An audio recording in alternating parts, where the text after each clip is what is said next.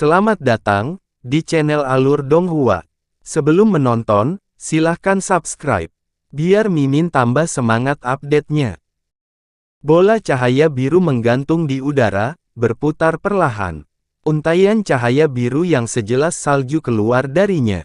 Ada juga lapisan tipis kabut putih, yang membuat lanskap yang sudah berkabut dan bangunan di dalamnya terlihat semakin terselubung, memberikan perasaan aura abadi yang naik secara spiral. Mansion Dewa Netherfos telah muncul. Setelah keheningan singkat, seseorang berteriak. Banyak orang yang hadir tersentak. Selain Dewa Emas yang memimpin berbagai kekuatan, orang-orang lainnya mengungkapkan kegembiraan yang tak terlukiskan. Sepertinya ini adalah Mansion Dewa Netherfos yang legendaris.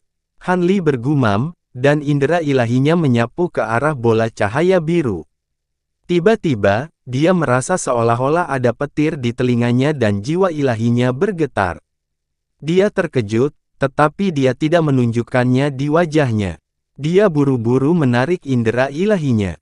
Ketika dia melirik sekilas, dia menemukan bahwa banyak orang yang hadir memiliki ekspresi yang agak jelek. Jelas, mereka juga menggunakan indera ilahi untuk menyelidiki pintu masuk dan mengalami serangan balik.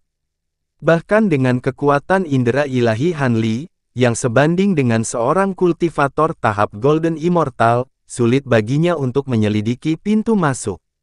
Adapun para kultivator tahap Golden Immortal, meskipun mereka tampaknya tidak membuat banyak perubahan. Rekan Luo, rekan Feng, bukankah kalian berdua pergi duluan? Xiao Jinhan bertanya sambil terkekeh. Rekan Xiao, kamu salah. Istana Abadi telah memimpin semua orang di sini untuk melindungi tempat ini dengan sangat baik sehingga belum rusak sebelum Istana Abadi muncul. Secara alami, Istana Abadi memiliki hak untuk masuk lebih dulu. Rekan Feng, bukankah menurutmu begitu? Luo Qinghai menggoda dengan wajah penuh senyuman. Zombie Feng Tiandu tidak memiliki banyak ekspresi di wajahnya. Saat ini, dia hanya mendengus dingin dan tidak mengatakan apa-apa. Karena kalian berdua sangat sopan, maka aku akan pergi duluan. Tanpa menunggu Xiao Jinhan berbicara, Kuling tidak menahan diri sama sekali. Dia mengeluarkan peta pegunungan dan sungai Netherfos yang tidak lengkap dan mengguncangnya dengan ringan. Sejumlah besar cahaya melonjak keluar darinya dan melilitnya, lalu dia terbang ke cahaya biru. Wanita ini cepat dan tegas. Dari saat dia berbicara hingga terbang ke cahaya biru, hanya butuh satu napas. Ini menyebabkan orang-orang di sekitarnya tercengang, dan kemudian sedikit gelisah. Saat Han Li menyaksikan sosok Kuling menghilang ke dalam cahaya biru, jejak kegelapan yang tak terlihat melintas di matanya. Melihat ini, Xiao Jinhan berbalik dan berkata kepada Sui Ying dan yang lainnya, ikuti aku masuk, sisanya tetap di sini. Kemudian, dia menjentikkan pergelangan tangannya dan mengeluarkan peta pegunungan dan sungai Netherfos yang tidak lengkap. Di atas gulungan itu, lapisan cahaya biru menyembur keluar dan menyelimuti 8 orang dari Istana Abadi, termasuk Sui Ying, serta Ouyang Kuisan dan 3 dewa emas lainnya dari Sekte Naga Lilin. Kemudian, Xiao Jinhan melangkah ke bola cahaya biru di dalam cahaya gulungan itu. Sosoknya kabur, dan dia menghilang. Setelah orang-orang dari Istana Surgawi Frost Utara masuk, Feng Tiandu melihat ke Master Sekte bermata satu. Dia mengerti dan buru-buru mengumpulkan orang-orang dari Sekte Roh tersembunyi untuk memasuki cahaya biru. Setelah 3 kekuatan besar dan Kuling memasuki pintu masuk dunia rahasia, jumlah orang yang hadir berkurang hampir setengahnya. Suasana tidak khusyuk seperti sebelumnya. Pasukan lain tentu saja tidak mau ketinggalan dan siap bergerak. Orang tua Bopeng dari Sekte Hantu menangis pertama-tama berbicara dengan suku Li Selatan, lalu berjalan ke sisi Han Li. Rekan Gu, sebentar lagi, suku Li Selatan akan masuk lebih dulu, dan Sekte Hantu menangis akan mengikuti dari belakang. Begitu masuk, kami akan menunggu Anda untuk masuk bersama. Ketika saatnya tiba, kami akan berkumpul bersama dan bergerak bersama, kata lelaki tua bopeng itu. Rekan Daois Chen benar. Saya memikirkan hal yang sama, kata Daois Huyan sambil tersenyum. Kalau begitu, kita pergi dulu. Melihat orang dari suku Li Selatan telah memasuki cahaya biru, lelaki tua bopeng itu buru-buru berkata dan berjalan kembali ke kelompoknya sendiri. Melihat bahwa orang-orang dari Sekte Hantu Menangis juga telah masuk, Daois Huyan berkata kepada semua orang, ayo pergi juga. Su Yangzi memberi isyarat dengan matanya agar orang-orang di sekte berkumpul bersama. Saat tatapannya menyapu Lu Yuqing, yang berdiri di samping Han Li, dia masih terlihat sedikit tidak puas. Meskipun ada banyak harta roh dan bahan surgawi di alam rahasia rumah abadi, ada juga bahaya di mana-mana. Setelah masuk, setiap orang harus berkumpul bersama sebanyak mungkin dan tidak menyebar, kata Daois Huyan. Setelah mengatakan itu, dia juga mengeluarkan sebuah gulungan. Setelah melakukan teknik, cahaya spiritual melonjak dan menyelimuti ke-12 orang itu, terbang menuju cahaya biru di pintu masuk. Saat mereka memasuki cahaya biru, Han Li hanya merasakan dengungan di telinganya. Penglihatannya menjadi seputih salju, dan dia kehilangan hampir semua panca inderanya. Seolah-olah seluruh tubuhnya hanya tersisa kesadaran yang samar. Perasaan ini tak terlukiskan, tetapi sangat tidak nyaman. Untungnya, itu tidak berlangsung lama. Setelah beberapa lusin napas, semuanya kembali normal. Kesadaran Han Li berangsur-angsur kembali normal. Dia hanya merasa ada angin yang bersiul di telinganya, membuat gendang telinganya sedikit sakit. Sejauh matanya bisa melihat, ada dunia salju putih murni yang berterbangan. Lingkungannya penuh dengan udara dingin yang pekat, dan ada tornado badai salju besar di kejauhan. Mereka seperti naga bertanduk yang berkelok-kelok melintasi langit dan bumi, yang sangat menakutkan. Cahaya hijau melonjak keluar dari tubuhnya, membentuk tirai tipis 1 inci di luar tubuhnya, menghalangi salju yang berterbangan. Namun, dia masih bisa merasakan sedikit rasa dingin yang menusuk tulang menembus ke dalam tubuhnya. Setelah melihat sekeliling, dia menemukan bahwa orang-orang dari Istana Abadi Beku Utara dan pasukan lain yang telah masuk sebelumnya semuanya telah menghilang. Dingin sekali, Lu Yuqing telah melepaskan cahaya spiritual pelindung, tetapi matanya yang indah masih gemetar karena kedinginan. Lapisan kristal es kristal terbentuk di bulu matanya, dan dia berseru pelan. Jubah merah dari orang-orang dari Sekte Api Sejati bersinar terang, dan permukaan jubah itu samar-samar bergelombang dengan pola api ilusi, yang memancarkan gelombang-gelombang panas. Namun meski begitu, penampilan mereka tidak jauh lebih baik. Selain Su Yangzi dan 2 dewa emas lainnya yang terlihat sedikit lebih baik, yang lainnya pucat dan menggigil. Rekan Daois Gu, tolong aktifkan diagram gunung dan sungai untuk melindungi semua orang. Su Yangzi memandang Daois Huyan dan berkata. Daois Huyan mengangguk, dan dengan menggoyangkan pergelangan tangannya, fragmen Nether Frost Mountain dan River Diagram segera muncul dan menyebar di depannya. Setelah memasuki tirai cahaya, suara angin di sekitarnya tiba-tiba menjadi sunyi, dan rasa dingin yang menusuk tulang yang tak tertahankan juga diisolasi. Orang-orang dari klan Li Selatan dan Sekte Menangis Hantu semuanya pergi. Yuni, yang berdiri di samping Daois Huyan, berkata. Penatua Zhen Yun mencibir dan berkata, mereka berasal dari Sekte Dao Hantu dan suku barbar yang terpencil, jadi bagaimana mereka bisa menepati janji? Mereka kemungkinan besar tidak mau ketinggalan, jadi sudah pergi. Belum tentu. Apa yang dikatakan Chen Pi ketika dia berinisiatif untuk menghubungi kami bukanlah kebohongan. Dibandingkan dengan Istana Abadi Beku Utara, Istana Changliu, dan Sekte Fuling, kami masih lemah. Kami harus tetap bersama. Paling tidak, manfaat membentuk aliansi lebih besar daripada kerugiannya di tahap awal. Mereka tidak akan melanggar perjanjian hanya untuk mengambil inisiatif. Su Yangzi tidak setuju dan berkata sambil menggelengkan kepalanya. Ketika Daois Huyan mendengar ini, dia menatap Han Li dengan ekspresi ingin tahu. Paman, sepertinya ada energi spasial yang tercampur dalam badai salju di sini. Mungkin mereka telah diteleportasi ke tempat lain dan tidak lagi berada di tempat yang sama dengan kita, kata Han Li setelah berpikir sejenak. Iya, saya juga berpikir ini mungkin. Karena kita tidak dapat menemukan mereka untuk saat ini, mari tinggalkan tempat ini terlebih dahulu.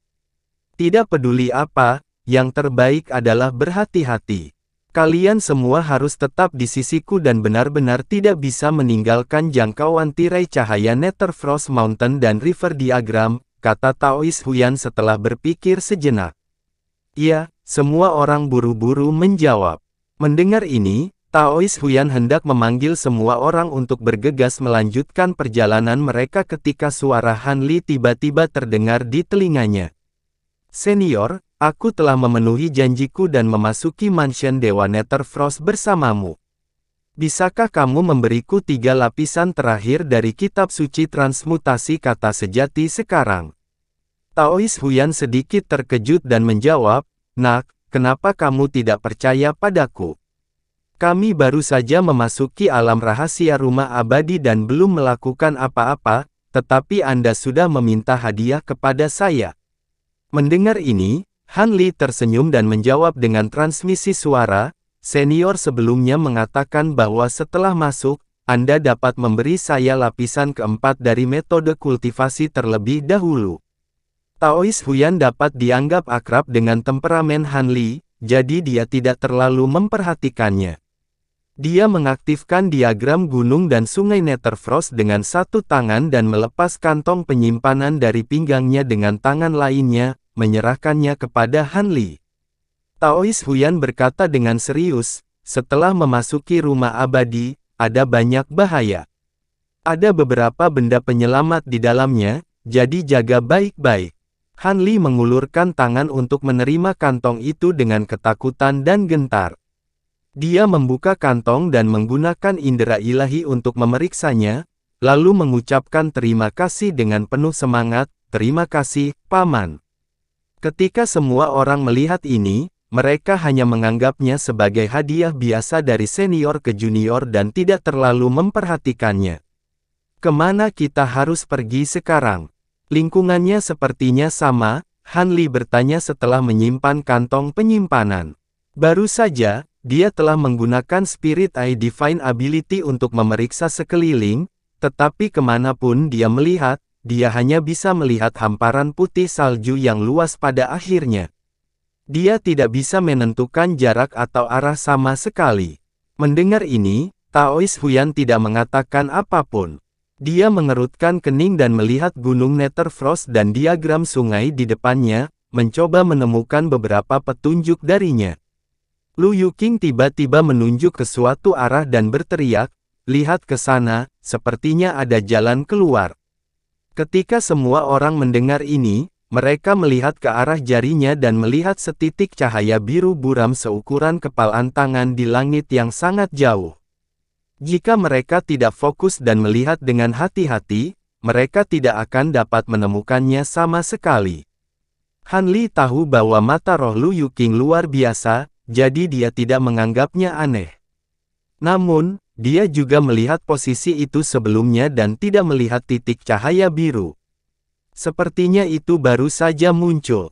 Taois Huyan menatap Lu Yuqing dalam-dalam, sedikit keterkejutan di matanya. Lagi pula, bahkan dengan penglihatan Dewa Emas, dia tidak segera menyadarinya. Saat mereka semakin dekat, titik cahaya biru semakin besar dan besar. Han Li dan yang lainnya secara bertahap dapat melihat tampilan penuh dari bola cahaya tersebut. Itu memang pusaran air spasial biru. Riak yang dipancarkannya sangat mirip dengan pusaran air yang mereka masuki. Ketika jarak kurang dari 100 langkah dari pusaran air, perubahan mendadak terjadi. Tiba-tiba, seluruh langit di atas bergetar hebat, dan semua kepingan salju yang jatuh menyatu untuk membentuk naga kepingan salju besar yang tebalnya lebih dari 1000 kaki, menabrak Han Li dan yang lainnya dengan kekuatan yang menghancurkan. Bola cahaya biru yang menyelimuti semua orang dihancurkan oleh naga angin salju, menyebabkannya runtuh. Kepingan salju yang memenuhi langit menjadi sangat ganas. Seiring dengan angin kencang, semua orang dikirim terbang ke segala arah. Satu persatu, mereka terlempar ke langit. Tidak diketahui apakah itu kekuatan naga badai salju raksasa yang tiba-tiba muncul, atau kekuatan yang meletus setelah naga raksasa itu mengganggu dunia. Badai mengamuk yang tak tertandingi mulai mendatangkan malapetaka di tanah. Setiap orang yang tinggi di langit ingin menstabilkan tubuh mereka, tetapi dalam waktu singkat, sebenarnya tidak dapat mempertahankan ketenangan karena turbulensi yang melonjak dari segala arah. Satu demi satu sosok menghilang dari ketinggian di langit, dan tidak ada yang tahu di mana mereka tersapu badai. Cahaya azure berkembang dari tubuh Han Li dan busur petir berkedip di punggungnya. Sepasang sayap petir biru dan putih muncul dan dengan cepat mengepak di dalam badai salju yang dahsyat. Dia melakukan yang terbaik untuk menstabilkan dirinya. Saat dia hendak mencari posisi Taois Huyan, dia melihat sosok hitam dengan cepat menyerbu ke arahnya. Setelah itu, dia merasakan tubuh lembut melindunginya. Han Li baru saja berhasil menstabilkan dirinya dengan bantuan sayap petirnya, tetapi dia masih kehilangan keseimbangan karena kekuatan tabrakan, dan dia terpaksa tersandung ke belakang. Secara kebetulan, dia dilanda serangkaian turbulensi spasial, setelah itu dia terjerumus ke dalam badai spasial. Saat dunia berputar, telinga Han Li berdengung lagi. Dia bahkan tidak punya waktu untuk melihat siapa yang menempel di tubuhnya seperti gurita sebelum dia kehilangan kesadaran. Di hamparan dataran bersalju yang tidak diketahui, desingan angin terdengar. Badai salju berlanjut. Namun, dibandingkan dengan dunia sebelumnya, ruang di sini jauh lebih stabil. Ada menara putih tersebar di mana-mana, dan bercak hijau gelap bisa terlihat samar-samar di celah. Di depan hutan cedar dengan menara salju yang menjulang tinggi, ada lebih dari 10 sosok yang berdiri. Yang memimpin mereka adalah seorang wanita cantik. Dia adalah wakil kepala Istana Abadi Dingin Utara, Sui Ying. Meskipun orang-orang ini semua berdiri bersama, siapapun dengan mata tajam dapat melihat bahwa ada perbedaan di antara mereka. Di antaranya, sebagian besar orang dari Istana Abadi Utara berkumpul bersama, sementara Ouyang Kuisan dan dua lainnya dari Candle Dragon Way dipisahkan oleh jurang yang tak terlihat. Wakil Master Sui Ying, Mansion Dewa hanya akan dibuka selama 1 tahun. Mengapa Master Istana Xiao tidak datang? Ouyang Kuisan memandangi langit bersalju dan bertanya. Jika bukan karena seseorang membuka pintu masuk ke Mansion Dewa Netherfrost, bagaimana waktu bisa menjadi begitu ketat? Sui Ying bahkan tidak meliriknya saat dia berbicara dengan dingin. Jelas, mereka tidak akan mencurigai siapapun dari Istana Abadi atas kebocoran pintu masuk ke rumah abadi. Mereka hanya akan mencurigai ketiga orang luar ini. Mendengar ini, wajah Ouyang Kuisan menjadi gelap. Dia dengan dingin mendengus dan tidak mengatakan apa-apa lagi. Master Istana pergi untuk berurusan dengan orang-orang yang datang nanti. Selama kita dapat mengirim mereka ke badai luar angkasa. Bahkan jika dapat diangkut ke sini, mereka akan dipisahkan dan kekuatannya secara alami akan melemah. Jika ada yang tidak tahu apa yang baik untuk mereka, kita bisa membunuh mereka satu persatu. Ini akan jauh lebih mudah. Sui Ying meliriknya dan berkata. Mendengar ini, Ouyang Kuisan dan dua lainnya saling memandang dengan tatapan rumit di matanya.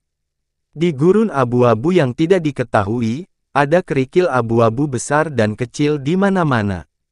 Tidak ada satu pohon atau rumput pun di tengahnya. Salju putih yang belum mencair ada di mana-mana. Di tengah gurun kelabu, ada jurang berkelok-kelok yang setengah dangkal dan setengah dalam. Tampaknya itu adalah sungai yang terbentuk dari salju yang mencair. Ada beberapa kolam dengan ukuran berbeda di dalamnya, dan permukaannya juga membeku dengan lapisan es. Di tepi kiri sungai, di samping batang pohon aras yang tersapu salju yang mencair, ada dua sosok, satu laki-laki dan satu perempuan. Pria itu tinggi, dan dia berbaring di tanah. Wajahnya tidak bisa dilihat dengan jelas, tetapi wanita itu memiliki wajah yang indah dan sangat cantik. Namun, pada saat ini, tangannya melingkari pinggang pria itu dengan erat, dan wajahnya dekat dengan sisi pria itu. Posturnya agak tidak pantas, dan sangat memalukan untuk dilihat. Pada saat ini, pria yang terbaring di tanah itu tiba-tiba gemetar dan menjadi orang pertama yang bangun. Dia berbalik dan duduk dari tanah. Wajah seorang pria parubaya menunjukkan kecurigaan, dan dia melihat sekeliling sejenak. Tidak lain adalah Han Li, yang telah mengubah penampilannya menggunakan topeng aliansi Anika. Saat ini, selain wanita muda yang berlutut, tidak ada orang lain di sampingnya. Pendeta Tao Huyan, Yuni, dan yang lainnya semuanya pergi. Nona Lu, telapak tangan Han Li menyala dengan cahaya hijau, dan dia menepuk pundak wanita itu saat dia memanggil. Wanita cantik itu tidak lain adalah Lu Yuqing. Setelah ditepuk oleh Han Li, dia mengerang dan perlahan bangun. Kakak Liu, tempat apa ini? Setelah melihat wajah orang di depannya, dia mengusap pelipisnya yang sakit dan bertanya dengan tatapan kosong. Ketika Han Li mendengar ini, dia tidak segera menjawabnya. Sebaliknya, cahaya biru melintas di matanya, dan dia melepaskan indera ilahi untuk menjelajahi sekitarnya. Setelah beberapa saat, dia menarik pandangannya dan perlahan berkata, "Aku yakin. Ini masih di dalam mansion Dewa Netherfrost, tapi aku tidak tahu persis di mana kita berada." Setelah melihat sekeliling, Lu Yuqing mengedipkan mata dan bertanya dengan bingung, "Di mana yang lainnya? Mengapa hanya kita yang ada di sini? Sebelumnya, kami sepertinya tiba-tiba diserang dan tersapu badai spasial, dan kami semua terpencar. Sekarang, sepertinya hanya kita berdua yang ada di sini," jawab Han Li dengan senyum masam. Ketika Lu Yuqing mendengar ini, dia ingat bagaimana dia memeluk Han Li dengan erat karena panik dalam badai spasial. Wajahnya memanas, dan rona merah samar muncul di pipinya. Untuk menghilangkan rasa malunya, dia buru-buru bertanya, "Kalau begitu, lalu apa yang harus kita lakukan sekarang?" Ketika Han Li mendengar ini, dia juga berpikir keras. Menurut pengaturan awal, semua orang seharusnya bergerak bersama, jadi dia belum mempelajari situasi spesifik kediaman abadi dari Daoist Huyan. Sekarang mereka tiba-tiba jatuh ke dalam situasi ini, dia benar-benar tidak siap. Sebelumnya, saya menggunakan indera ilahi saya untuk menjelajahi lingkungan sekitar, dan tidak ada fluktuasi spiritual yang jelas di sekitarnya. Hanya ke arah itu, semakin jauh kita pergi, semakin rendah suhunya, kata Han Li sambil menunjuk ke suatu arah di kejauhan. Jika itu masalahnya, maka kita harus pergi ke arah itu. Itu seharusnya menjadi area pertama yang legendaris dari mansion Dewa Netherfrost, alam beku Nether, kata Lu Yuqing dengan ekspresi yang sedikit serius. Saat Han Li mendengar ini, pandangannya sedikit berubah. Dia melihat Lu Yuqing dari atas ke bawah dan bertanya dengan ragu, "Nether Chill Realm, Nona Lu, bagaimana kamu tahu tentang ini?" "Kakak Liu, jangan kaget.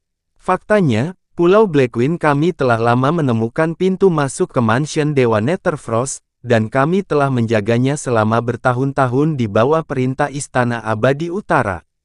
Meskipun kami selalu diperintahkan untuk tidak menyebarkan informasi ini, ayah saya masih diam-diam menanyakan banyak hal tentang mansion Dewa Netherfrost, jadi tidak aneh jika saya mengetahui beberapa informasi," Lu Yuqing menjelaskan ketika dia melihat Han Li. Ketika Han Li mendengar ini, ekspresi aneh muncul di wajahnya. Dia bertanya, "Jadi, setelah Istana Abadi Utara membuat formasi untuk menyembunyikan pintu masuk, Tuan Pulau Anda yang diam-diam membocorkan lokasi pintu masuk. Alasan mengapa Han Li membuat tebakan ini tidak sepenuhnya tidak berdasar. Pulau Blackwing telah menjaga pintu masuk ke mansion abadi selama ratusan tahun, dan bahkan jika mereka tidak memberikan kontribusi apapun, mereka masih bekerja keras. Namun, Istana Abadi hanya memandang rendah Pulau Blackwing, yang terletak di sudut terpencil. Pulau Blackwing bahkan tidak memiliki satu tempat pun di antara 12 orang yang memasuki mansion dewa. Akibatnya, Lu Yuqing tidak punya pilihan selain memohon Han Li untuk mendapatkan tempat dari Daois Huyan dan memasuki mansion Dewa Netherfrost untuk mencari peluang. Kakak Liu, kamu tidak bisa mengatakan itu. Bagaimana kami berani? Setelah Istana Abadi mengetahuinya, rumah penguasa pulau kita akan menghadapi bencana. Lu Yuqing sangat ketakutan dengan kata-kata Han Li, jadi dia buru-buru melambaikan tangannya dan berkata, "Aku hanya bertanya dengan santai, jangan menganggapnya serius." Han Li tidak berniat mengejar masalah ini. Ketika dia melihat reaksi Lu Yuqing, dia tersenyum dan mengangguk. Nyatanya, tidak peduli siapa yang merilis berita itu, Han Li senang melihatnya. Meskipun dia dan Taois Huyan telah membentuk aliansi, kekuatan mereka masih kalah dengan Istana Abadi Beku Utara dan Sekte Fuling. Kebocoran pintu masuk mansion dewa telah menarik keterlibatan banyak kekuatan, menyebabkan mansion dewa Netherfrost menjadi benar-benar kacau. Secara alami menjadi jauh lebih nyaman bagi Han Li dan yang lainnya untuk memancing di perairan yang keruh. Dengan mengingat hal itu, Han Li mengalihkan pandangannya ke kejauhan sebelum melambaikan tangan ke udara. Seberkas cahaya biru melintas di udara, diikuti oleh perahu terbang berbentuk burung biru dengan 4 sayap biru muncul sebelum melayang di udara. "Ayo pergi, kita juga harus berangkat dengan cepat." Sosoknya melintas dan mendarat di kapal roh, lalu dia memanggil Lu Yuqing. Lu Yuqing menjawab dengan "En", dan buru-buru melompat dan mendarat dengan ringan di belakang Han Li. Han Li mendesak kapal roh, dan kapal itu segera melesat melintasi langit, melaju ke kejauhan. Awan gelap menumpuk tinggi di langit, menekan langit sangat rendah, menyebabkan atmosfer menjadi agak menindas. Lingkungan sekitar sepi. Mereka tidak melihat makhluk hidup, juga tidak bisa mendengar banyak suara. Tak satu pun dari mereka berbicara, dan hanya desingan angin yang tersisa di telinga. Setelah terbang seperti ini selama sekitar 15 menit, kepingan salju mulai berjatuhan dari langit. Pada awalnya, hanya ada beberapa kepingan salju yang tersebar, tetapi semakin jauh kepingan salju itu pergi, semakin besar dan padat kepingan salju itu. Pada saat yang sama, pemandangan di bawah mereka berangsur-angsur berubah. Gurun abu-abu tertinggal jauh di belakang mereka dan digantikan oleh padang es yang sangat luas. Pada titik ini, awan kelam di langit sudah berubah menjadi warna abu-abu kehijauan. Kepingan salju yang jatuh dari langit tidak lagi seringan biasanya. Setiap kepingan salju tampaknya membawa beban yang cukup besar saat mereka jatuh dengan cepat dan padat.